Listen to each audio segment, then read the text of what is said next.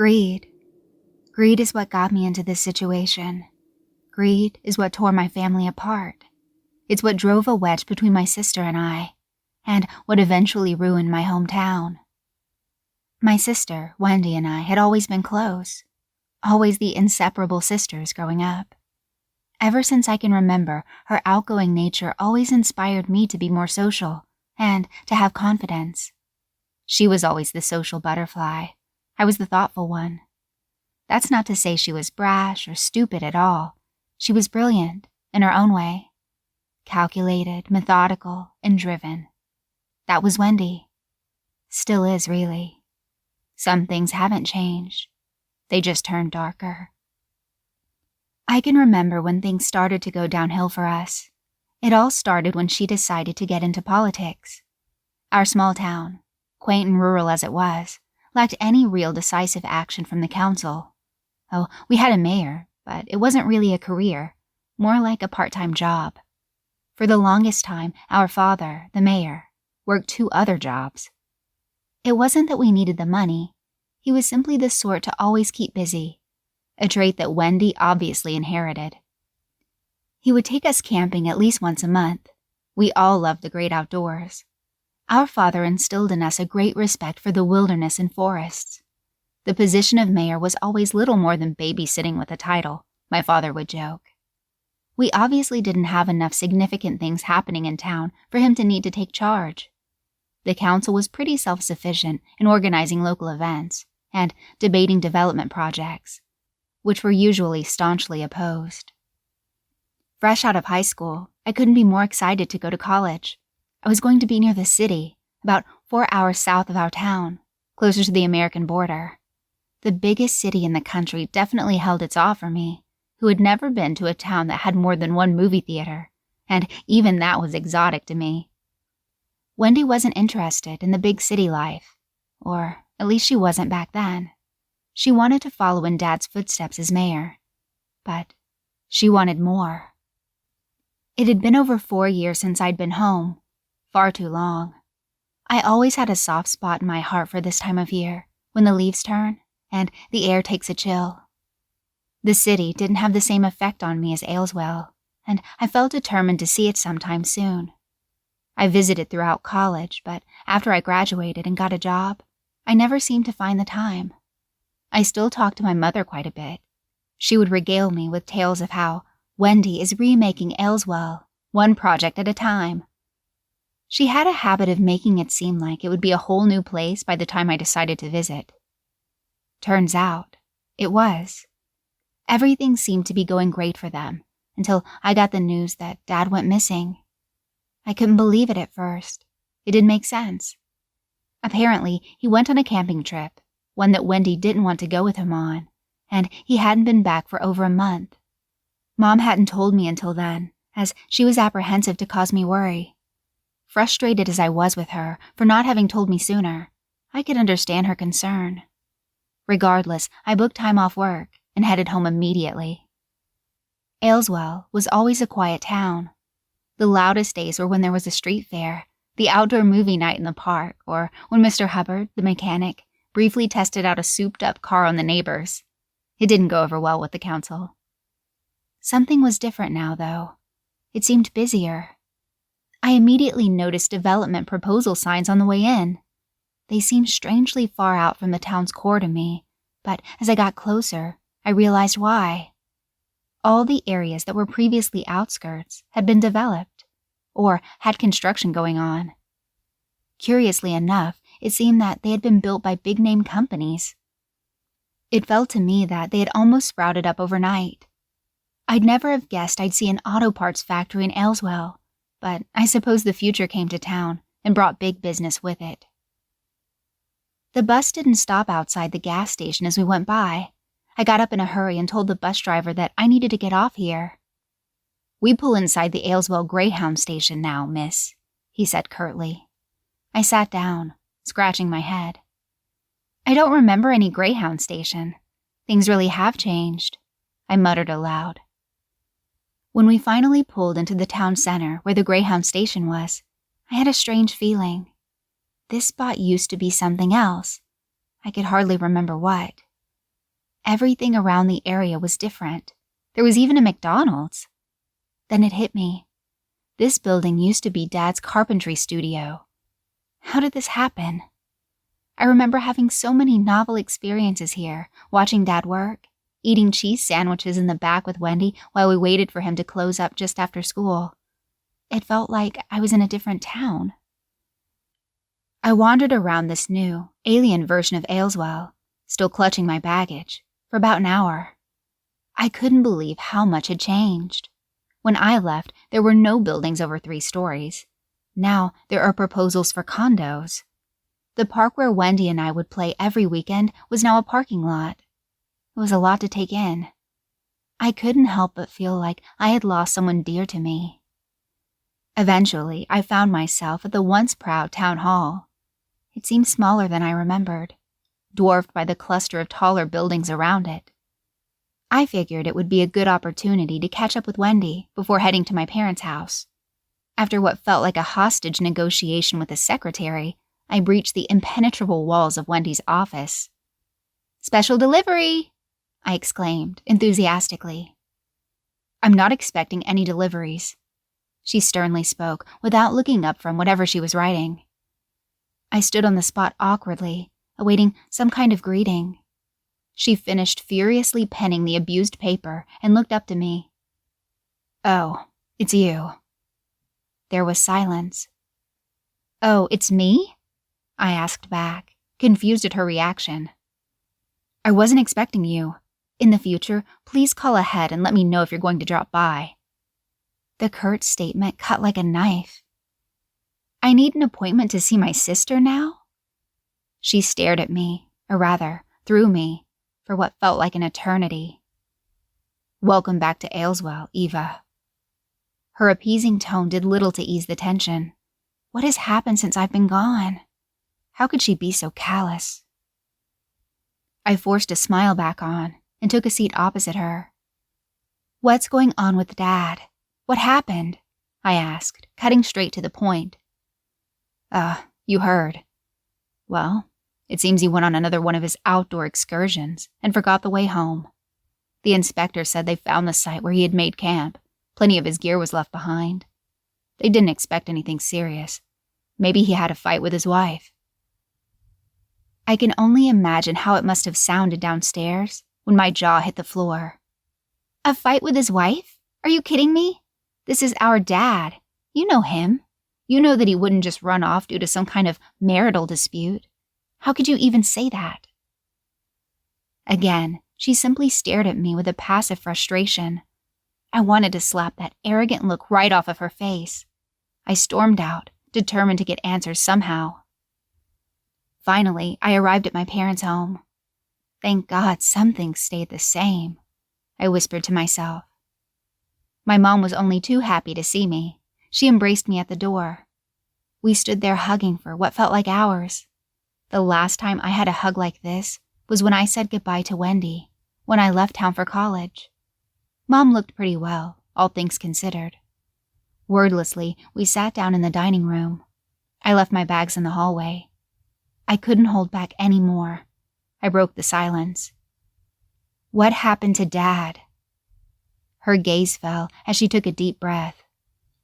"I wish I knew, Eva. I really do. The last time I saw him, he was frustrated. Hurt." "Why, Mom? What happened?" "Your sister is a driven woman. She works hard, possibly harder than anyone in this town. I've seen more development in this town in the past few years with her as mayor than I have in the rest of my life. But somewhere along the way, she changed." "You can say that again," I huffed in frustration. "You've seen her then? Please don't be too hard on her. She means well. Your father had a hard time seeing that. They fought like cats and dogs, those two. There wasn't a damn thing they could agree on. She kept wanting to move Ayleswell forward, as she would say. Ayleswell didn't need moving, was what your father would rebut with. That last day before he left, he was packing for an outdoor excursion. He was going to go see her, try to get her to go with him. I think he was trying to make amends, find common ground, despite all the disputes they've had lately. Seeing the way she is now, I could only imagine she was too busy to even speak with him, let alone go on a camping trip. I'm going to see if I can get any more answers. I'll join the search party too. Eva. She grimly looked up at me as I stood. There is no search party. Wendy called it off, said the chances that he's alive after 2 weeks in the wild were low, especially this time of year. She said it was just a waste of time and money to keep it going. I began fuming. Without a further word, I headed back to Wendy's office. Screw her appointments, her excuses, and her busy schedule. The secretary stood up as if to try to prevent me from getting into Wendy's office, but I think he realized there was no stopping me, and slowly sat down. What the hell is your problem? You've written Dad off? Left him for dead out there? I could feel the ground shake as I yelled at her, but maybe it was just me. It's a waste of time and resources at this point. If we could have found him, we would have. He knows the outdoors. He can take care of himself. She coldly retorted. I don't know what's happened to you, but this person I see in front of me, she isn't my sister. I'm going to find Dad. Not everyone can be as careless as you. For the first time since I arrived in town, she looked distraught. She clasped her hands together, elbows on the desk, and pressed her mouth against her knuckles, as if preparing her rebuttal. I wasn't ready for another debate. I was ready to get things done. I left to go prepare my old camping gear and go find my father. I really don't think this is a good idea, Eva. This is best left to the authorities. Mother seemed stressed, but nothing was going to stop me. The authorities aren't doing a damn thing. Wendy saw to that. I slipped my arms through the straps on my backpack and opened the door to see Wendy, fist up, about to knock. What the hell do you want? I spat out. I'm coming with you, but first, we need to talk. We sat at the dining room table, and she explained to me why she called off the search. Apparently, Dad wasn't the first person to go missing recently, and none had been found. The locals, those of whom weren't newcomers to the town, had been talking about old stories. They say that there's something that lurks in the woods, something hungry and greedy, old and insatiable. I couldn't believe that Wendy would buy into that kind of thing, but it looked to me like Mom did. After a brief debate on whether or not we should go alone, Mom and Wendy won out, and we called Mom's friend Parker, who's a retired park ranger. He was more than happy to help us search for Dad, and admitted that he had been going out on excursions to see if he could locate any of the people who've gone missing. It was a cool September morning when we set out to the site of Dad's abandoned camp. Parker warned us that this time of year was both a blessing and a curse. People get used to the longer days of summer, and in early autumn, it's easy to forget that we've already lost so much daylight. There were also less issues with bugs, but, of course, more risk of exposure at night. All of us were experienced in the northern Ontario wilderness, so we had little to be concerned about in terms of the elements. But then again, so was Dad. We found the camp around midday, but there was little indication it had been used recently.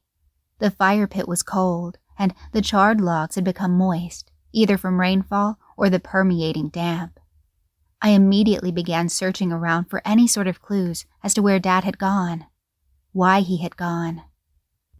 There probably ain't much to find that the authorities haven't already, Parker barked from the trail, not having bothered entering the site.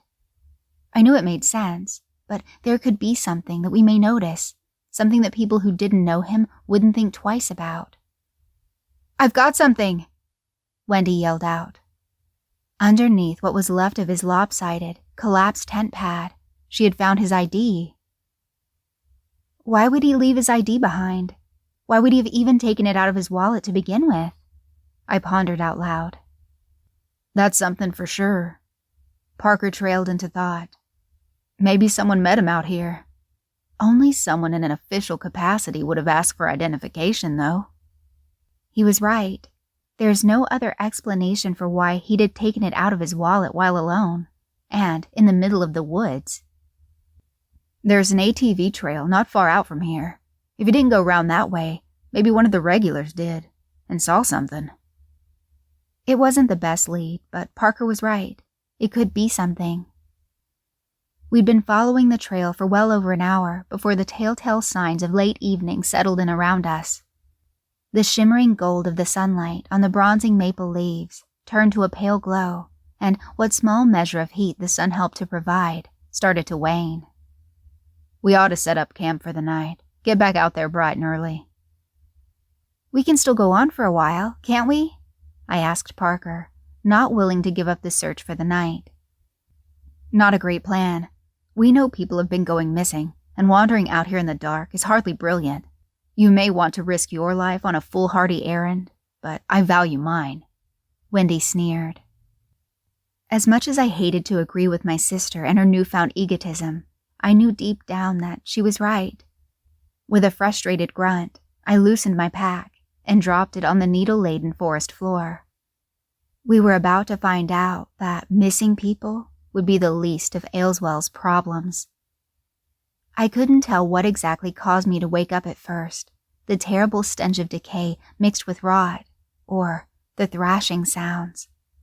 I sat up abruptly in my small shelter, slithered out of my sleeping bag, and stuffed my cold feet into my boots. Grabbing my flashlight, I burst out of my tent to feel an abnormal chill in the air. It wasn't nearly late enough in the season to see frost forming, but the familiar crunch of ice-tipped leaves underfoot proved otherwise. I could see light from Wendy's tent, but Parker's, on the other side of the fire pit, was dark. "Parker? Wendy? Did you guys hear that commotion?" I called out. "I heard it all right," Wendy muttered back, with the grogginess of sleep still crusting her stern tone. No response from Parker. I shone my flashlight over his tent to reveal a gruesome scene. The tent was torn. Many of his goods were strewn about, and there was blood staining the area around the shredded canvas. "Wendy, get out here!" I nearly screamed as I tore open her tent flap, barely able to open the zipper with hands trembling from both cold and fear. Inside the tent, she was sitting with her knees against her chest, tightly clutching an ornate hunting knife. I recognized the knife immediately. It was one I had given to Dad years ago for his birthday. Next to her on the floor was Dad's wallet, its contents spilled out, indicating her scavenging. I shook off my frustration, holding that berating for a more appropriate time. "Something's happened to Parker. He's gone. His tent is a mess, and there's a ton of blood." "Blood? Why is there blood?" Wendy shrieked, all color draining from her face. She looked truly afraid. "We need to get out of here, Eva. We need to go home." "Not without Parker. We aren't going to abandon him. He only came out here to try to help us." "I don't care. I only came out here because Mom told me to. She threatened to write me out of the will if I didn't help you. I didn't want to be here, and I don't care what happened to any of these people." I couldn't believe it. My sister, the exuberant, caring girl I had always looked up to, had become nothing more than a greedy, narcissistic manipulator. "I have no idea what happened when I left that made you this way, that made you so cold and egocentric. And right now, I don't care. Whatever happened to Parker was violent, and it's still the middle of the night. We have no hope in finding our way home right now, in the dark, with whatever took Parker still possibly around." Wendy nodded absently. She knew attempting to find our way back now would be more dangerous than waiting it out until morning. "I'm going to see if there's anything useful in Parker's bag. We need to stick together and be prepared for the worst." In Parker's duffel bag, I found a handgun, compass, and some jerky.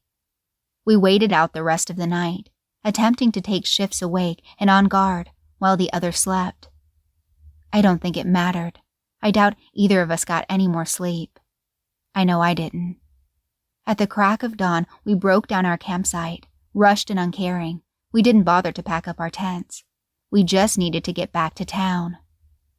As we got ready to head back, I noticed something peculiar. The trail we had made camp just off of was gone.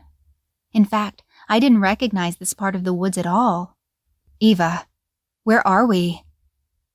I pulled out the compass, I knew that we had been to the west of town. "This way. Let's go," I barked at Wendy as I headed east, back home.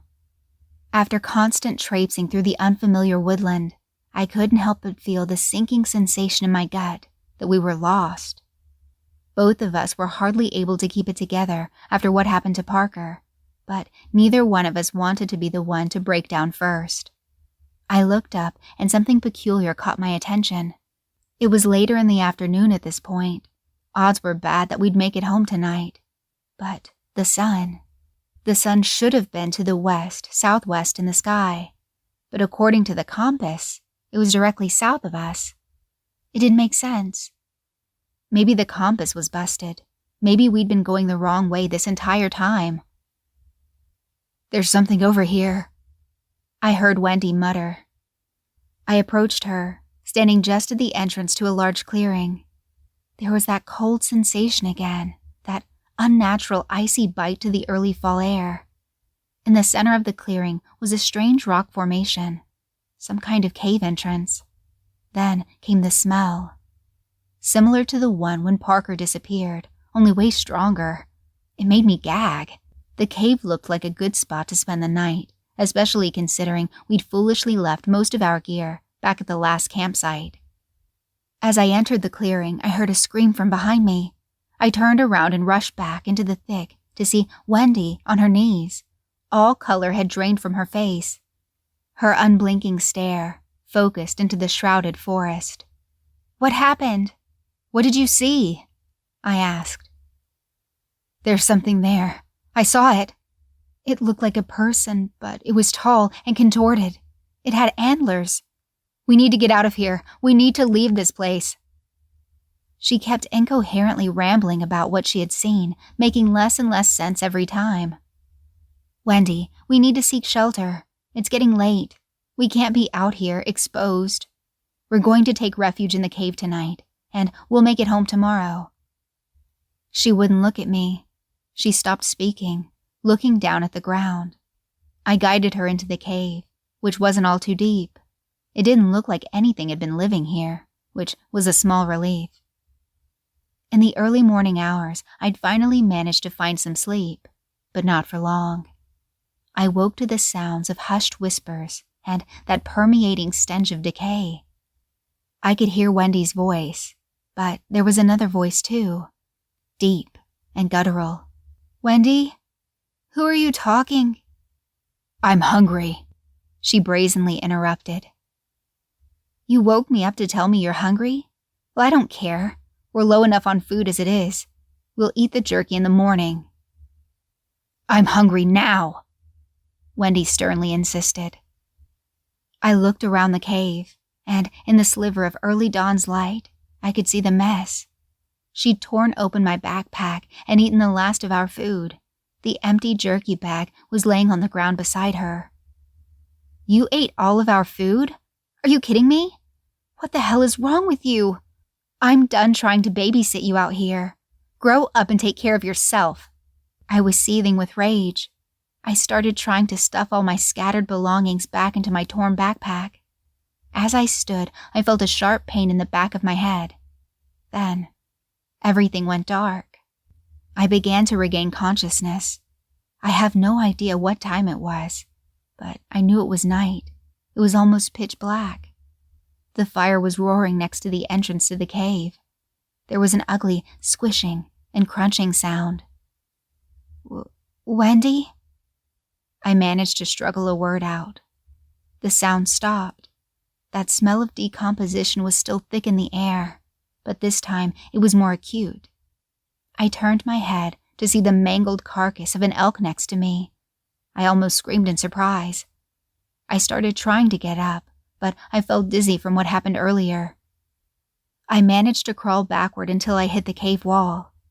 Looking around, in a daze, I saw the source of the smell. Parker's corpse was near the fire beside someone who was lurched forward in an inhuman way. "I'm so hungry," the voice said. I recognized the voice. It was Wendy. She slowly started to turn to me, shambling inhumanly. "Eva, please, I'm so hungry." She was holding the lower portion of Parker's severed leg in her hand effortlessly, as if it was a chicken wing she'd been working on picking clean. "Wendy, what have you done?" The world moved in slow motion. It felt like I was seeing everything through a tunnel, hundreds of meters away. The dizziness was starting to subside, but I couldn't stand. My legs weren't obeying me. "He told me I'd be hungry. I'd always be starving. He told me this was the way. I still feel so hungry." Her voice was wrong. It was deeper than her normal voice, and garbled, like she was choking back mucus. I began to dig through my bag for the handgun, but it wasn't there. I feverishly looked around the cave and saw a glint, just behind where Wendy was sitting. It was Dad's knife. I called upon the last reserves of my strength my body had in it, along with the spike of fear-induced adrenaline. I dashed forward, grabbed the knife, and ran out of the cave, never looking back. I could hear Wendy yelling from the cave. At first I couldn't understand what she was saying, but then I heard it. "Don't stop. Run. Don't stop. Run." I was disoriented, alone, and terrified. The woods were almost pitch black, other than the few sparse patches where the moonlight desperately tried to push through the canopy above. I had no idea where I was going, but I sure as hell wouldn't turn around. "I'm so hungry." I could hear the words in my head on repeat. "Eva, please. I'm so hungry." It kept echoing, like a twisted mantra. There was sadness in her voice, a sickened desperation. The woman I met in Ayleswell a few days ago wasn't my sister, but that thing in the cave was a monster. I collapsed, out of breath. The adrenaline had run out, and my body had begun to give up its desperate last stand. I was safe from that creature at least, and the early signs of sunrise were indicated in the surreal background glow in the sky. I could finally get out of here. I just had to find the way. But then the smell began again, subtly, as if there had been a rotting squirrel carcass somewhere around. Then the scent grew to a putrid and unmistakable herald of death. I looked around, seeing things shift and move. Behind every tree there was something hiding, something watching in the pre-dawn light. A humanoid outline here, an outstretched arm there. I couldn't tell whether I was delusional or truly being stalked, until I saw it. Behind a tree in the distance, an unmistakable pair of large antlers. It wanted me to know it was there. It wanted me to be afraid. I tucked behind a tree. I hadn't noticed until this point, but tears were streaming down my face. I'd never been so terrified. Suddenly, a huge, cold, hard grip seized my arm. I turned my head to see an abominable form, towering over me. That of a huge, emaciated man, on the brink of starvation. I tried to see his face, but there were only the hollow eyes of the skull of a stag, staring back at me. The air became ice. Simply breathing hurt my lungs, causing them to seize. I knew this was the end. I closed my eyes, not yet ready to embrace my end. Suddenly, his grip was jolted away, almost dislocating my arm. I heard terrible grunts and thrashing. As the sun began to peek through the trees, I could see the form of this monstrous devil being eviscerated by another ungodly monstrosity. It was Wendy, her once proud frame distorted and contorted into a disfigured shape. Her skin was so tightly pulled over her bones, it looked like they may pierce straight through her flesh. Her hair that I always envied, fell not in flowing auburn locks, but in greasy, patched strands, like dead weeds. She was thrashing into this similarly horrific monster, attempting to tear off his arm. I thought she would succeed, until the stag skull fell back off of the massive, round head of the rival beast, before he sunk his filthy, black, razor teeth into her shoulder. She howled like a banshee. I couldn't move. I was paralyzed. What was any of this? How could this be reality? As the other monster gained the upper hand, mounting the shell of my sister like a hyena over a sickly gazelle, I moved. In a flash, I saw myself lurch over from behind and grab the head of the monster. Sinking my fingers into its dark, sunken eye sockets for leverage, I used my father's knife, stabbing into its neck at the spine, and feverishly sawed until I felt no resistance. I was back in my body. I was covered in a black, tar-like blood. The creature's head fell to the forest floor with a thud, followed shortly after by my father's knife. I felt hollow. The distorted Wendy began to languidly rise. She slowly hunched forward and began to feast on the emaciated, massive corpse. I couldn't help but stand there and watch passively, as if it was a horror movie scene that I was separate from. Once she finished, she slowly erected herself, the stag skull in her hands. She delicately placed it over her own face, pressing it hard into her flesh as the dark blood oozed down. She turned to me, placid. "Eva," she gargled. "Wendy," I responded. "I'm hungry." And a big thanks to my patrons, Miriam, Dan, Jacob, Teddy Dog, Shoji, Katie, Patricia, and the Reptile. Thanks so much for making the decision to support my channel.